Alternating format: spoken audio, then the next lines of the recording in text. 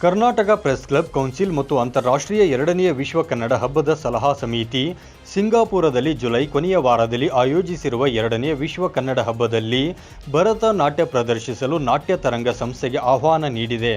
ಇದು ನಾವೆಲ್ಲ ಅತ್ಯಂತ ಹೆಮ್ಮೆ ಪಡುವ ಸಂಗತಿ ಎಂದು ನಾಟ್ಯ ತರಂಗ ಸಂಸ್ಥೆಯ ವಿದೂಷಿ ಸಮುದ್ಯತಾ ಶಶೀರ್ ತಿಳಿಸಿದರು.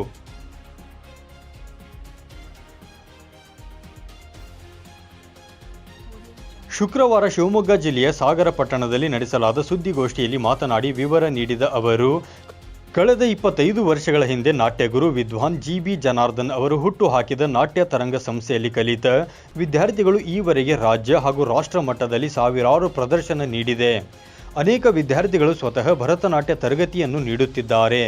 25ಕ್ಕೂ ಹೆಚ್ಚು ವಿದ್ಯಾರ್ಥಿಗಳು ರಂಗ ಪ್ರವೇಶ ಮಾಡಿ ಸಾಧನೆ ಮಾಡಿದ್ದಾರೆ. ಇಂತಹ ಸಂಸ್ಥೆಯ ಸಾಧನೆಯನ್ನು ಗುರುತಿಸಿ ನಮಗೆ ಈ ಅವಕಾಶ ಒದಗಿ ಬಂದಿದೆ ಎಂದು ಅವರು ತಿಳಿಸಿದರು. ಜುಲೈ ಕೊನೆಯಲ್ಲಿ ನಡೆಯುವಂತಹ ಈವೆಂಟ್ಗೆ ಹೋದ ವರ್ಷ ದುಬೈನಲ್ಲಿ ನಡೆಯಿತು, ಈ ವರ್ಷ ಸಿಂಗಾಪುರ್ನಲ್ಲಿ ನಡೀತಾ ಇದೆ. ಅದಕ್ಕೆ ನಾಟ್ಯ ತರಂಗದ 7 ವಿದ್ಯಾರ್ಥಿನಿಯರು ಹೋಗಿ ಅಲ್ಲಿ ತಮ್ಮ ಪ್ರದರ್ಶನವನ್ನು ಕೊಡೋದಕ್ಕೆ ಆಯ್ಕೆಯಾಗಿದ್ದಾರೆ. ಇದು ಒಂದು ವಿಚಾರ. ಕರ್ನಾಟಕ ಪ್ರೆಸ್ ಕ್ಲಬ್ ಕೌನ್ಸಿಲ್ ಅಂತಾರಾಷ್ಟ್ರೀಯ ಎರಡನೇ ವಿಶ್ವ ಕನ್ನಡ ಹಬ್ಬದ ಸಲಹಾ ಸಮಿತಿ ಆದೇಶ ಪತ್ರ ನಾಟ್ಯ ತರಂಗ ತಂಡ ಸಿಂಗಾಪುರದಲ್ಲಿ ಆಯೋಜಿಸಿರುವ ಎರಡನೇ ವಿಶ್ವ ಕನ್ನಡ ಹಬ್ಬಕ್ಕೆ ಭರತನಾಟ್ಯದಲ್ಲಿ ಹೆಚ್ಚು ಪ್ರಸಿದ್ಧರಾಗಿ ಈ ಸಂದರ್ಭದಲ್ಲಿ ಗುರು ವಿದ್ವಾನ್ ಜಿ.ಬಿ. ಜನಾರ್ದನ್, ಪರ್ಜನ್ಯ ಭಟ್ ಹಾಜರಿದ್ದರು. 9 ಲೈವ್ ನ್ಯೂಸ್, ಸಾಗರ.